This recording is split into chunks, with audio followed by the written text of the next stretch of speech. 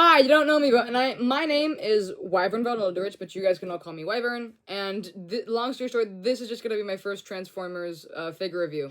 Yippee! Long story short, hair in my mouth. About like I'd actually a while back, I asked my TikTok followers to choose a figure that you guys want me to review, and they all said the Transformers Prime 2022 R.E.D. series knockout. So I'm gonna be doing that today. This is his box, which I actually did manage to get him with secondhand. This is the side. This is where all of his accessories go. This is the front, which is where you would see him. And this is the other side, which has the really nice deco art. I really love the deco art for the front of the box. I love that. It looks so cool, the posing. And I love the paint on the side. You know how certain boxes, the paint has texture on it? This has that texture, and I love that. But he's out of the box, so we actually don't need this. I'm going to put it aside. And I'm so sorry if I'm slow or stupid or clumsy. This is my first time. I'm also so sorry for the setup. I can only imagine how horrible my audio is to you guys. God, I need to get a better setup. Starting with the mold, I think he looks absolutely fantastic. I personally think that he looks super accurate to how he's supposed to in the show. Of course, given that this figure does not transform, it gives the people, the artists, the creators of the mold, a lot more liberty to be anatomically accurate with his proportioning. I also love the detail that was put into creating the mold for him. I will say this, though. I don't like the color of the red plastic, because I feel like he's supposed to be a slightly darker red, like a crimson, almost, and he's more like a candy apple red, as the figure. Also, the gray that they used, I feel like it's supposed to be a couple of shades darker than it really is, because when you're holding him, the more you look at it, the more you kind of see his gray is kind of yellowish, and it's kind of off-putting. I'll say this, though. I love the details of the wheels in his feet. They do spin on their own, so that's a little neat figure. They also, the ones on his back spin as well. He does have kind of sort of full shoulder rotation, so he can go out that far and in by that far. He can go 360. He does have an elbow joint, so he can go in by about that far here and go back out straight. He also has, his wrists are on a ball joint, so they can go 360, and they are on, I think it's called a hinge joint. I'm still learning. So his wrists do have mild extension and flexion. They can go like that to some extent, and then back out like that a little bit if you can manage to get it past the guard on his forearm here. Sorry, I keep moving him out of camera. Also, I do like it when figures have an abdomen crunch, and he kind of has that. It's gonna, hold on, I have to break his back, hold on. So, that's pretty much it. That's as far back as he goes. You bend him back like that, and then I'm just gonna, there we go. Actually, I thought I broke him for the first time when I did that, and I was so stressed out. Also, his face, I love the head. They did an amazing job with the amount of detail that they put into it with the eyebrows and the mold of the face. They even gave him his eyes. I don't know if I'll be able to show it. There we go. So if I just get better lighting right there about, you can see that he has his eyes, his pupils, his sclera. I will say, though, that the mold, it could be better because the plastic gets super weird and rubbery. It's a common issue that I've heard about with the R.E.D. line in general, that the plastic is, like, really rubbery, which makes everything kind of, like, flexible and malleable, and it kind of makes it, like, hard to pose him. So, it's weird. He does have a waist swivel, so there's that. His legs go by that far out by that far, and they go back by about that far. They can do a 360 because of the, like, a slit that he has here in the middle of his top thigh, which is, it's weird to look at. I don't like looking at it whenever I hold him. His knees, they do bend by about that far, and they just straighten out because of the shin guard, but also because there's, like, a piece of plastic blocking it on the inside.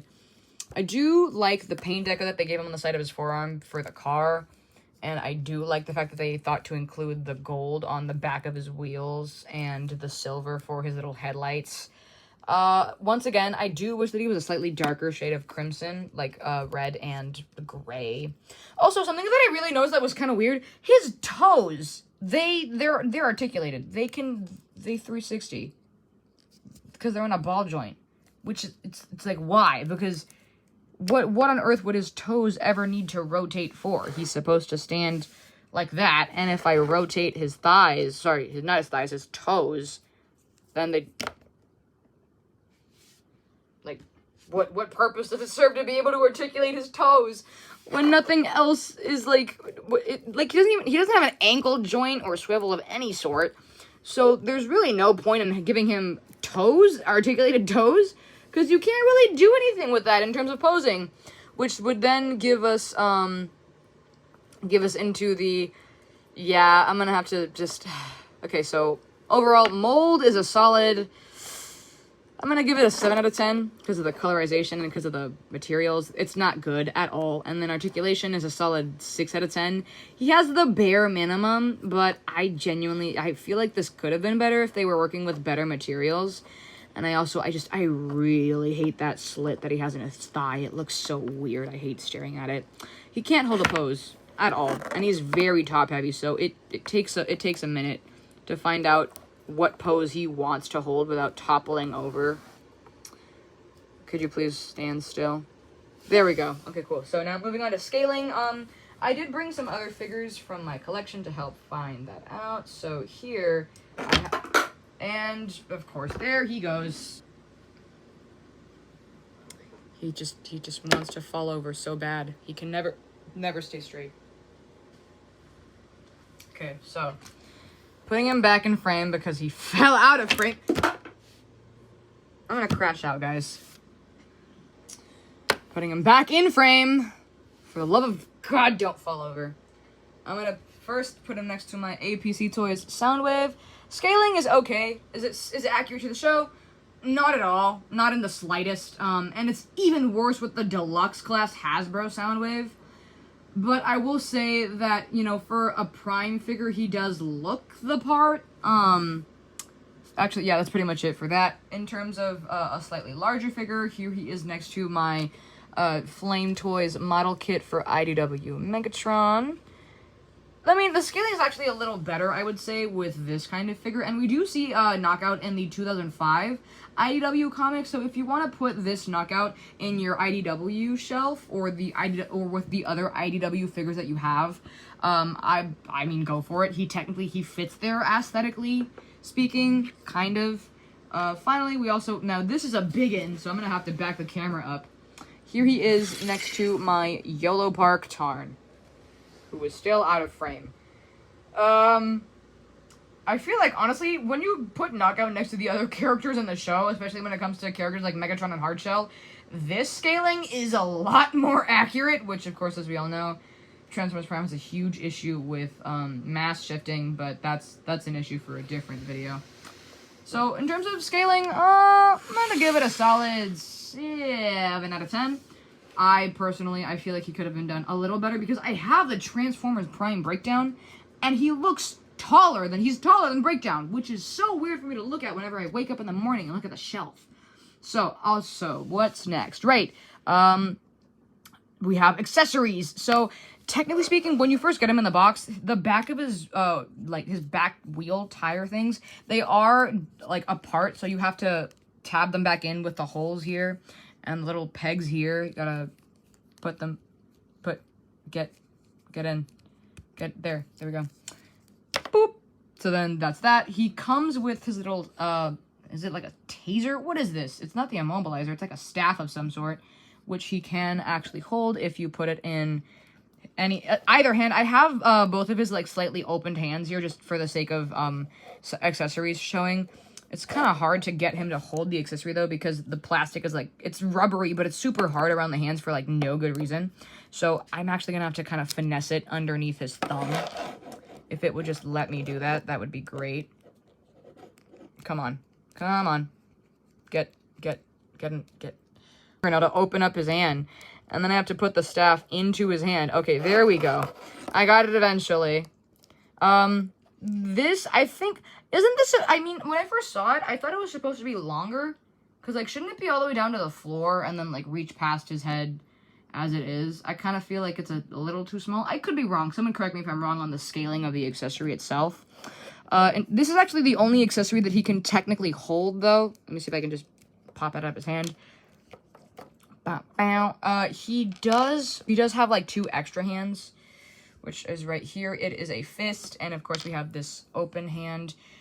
He also comes with this... Oh, he also comes with this drill, this buzzsaw, and this other drill. I like having him with just his hands, and I'm not gonna lie, to replace his hands with the accessories that go into his wrist, because this can port into his wrist, this can port into his wrist, and this can port into his wrist. It's kind of it's really hard to get them out more. It's a lot harder to get them out than it is to put them back in, so I'm just gonna try to demonstrate with this.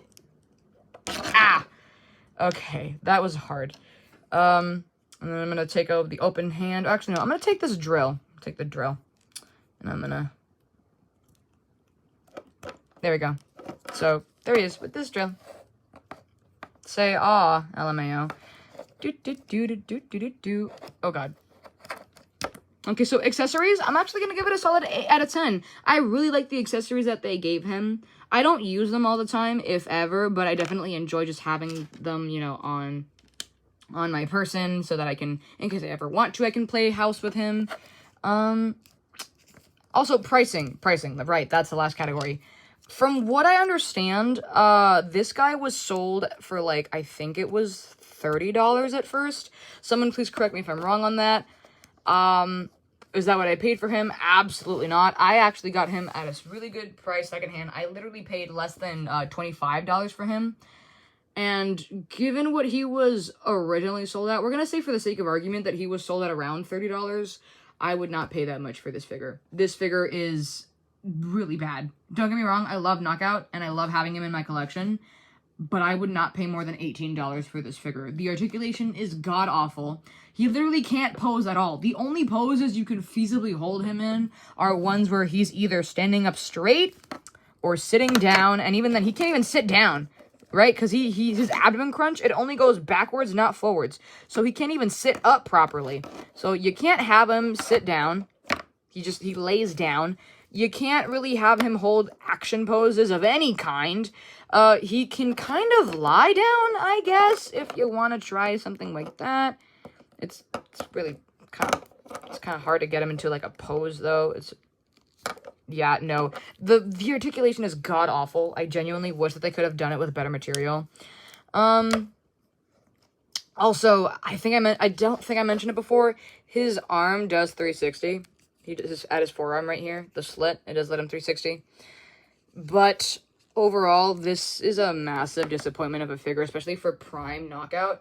I genuinely wish that we had something better to go off of, which is why I'm hoping that hopefully some fourth-party company can give us a better figure. Maybe not one that transforms, but just a better-looking figure that doesn't transform, if you know what I mean.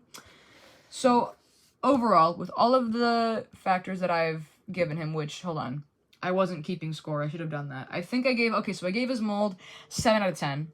I'm giving his articulation a 6 out of 10. He has the bare minimum. Accessories are an 8 out of 10. I actually really do like the accessories, especially this drill right here. I really love the drill. It looks like a piece of pasta and it makes me hungry and I kind of want to eat it, like how a toddler would eat a battery sometimes. I totally did not eat batteries when I was a kid. Anyways, in terms of scaling, I'm going to give him a solid 7 out of 10. 7. Actually, no. Well, yeah, 7. He looks okay. The scaling isn't great compared to other figures in the Prime toy line, or from what I've seen, even in the R.E.D. toy line. But it still looks okay next to other figures. You know, he doesn't stand out like a sore thumb too much. So also in terms of pricing, 5 out of 10. 4, actually. I would not pay more than, like I said, I wouldn't pay more than $20 for this guy. And that's after tax and shipping. I wouldn't pay more than $20 for this guy. I'm sorry, he's just not worth it. So that's, I think that's actually quite literally it. This dude, does he pass the figure test? Sure. I mean, he's got my stamp of, stop it. He's got my stamp of approval for now. Hopefully we'll get a better one in the future. with all the new, 2026 Studio Series toys. Hopefully they'll try Knockout again. Because I know that he wasn't in the Legacy line, which really sucked. I was hoping that we would see him, especially when we heard that we had Prime RC and Breakdown. I know that we got a Prime Knockout, but it wasn't really like Transformers Prime Knockout, you know what I mean? It was more like the IDW Comics Knockout, and it was just a disappointment. So, that's it from my first figure review. Feel free to dislike this video a million times. Yeah, nope, that's exactly how I feel after this video. See ya.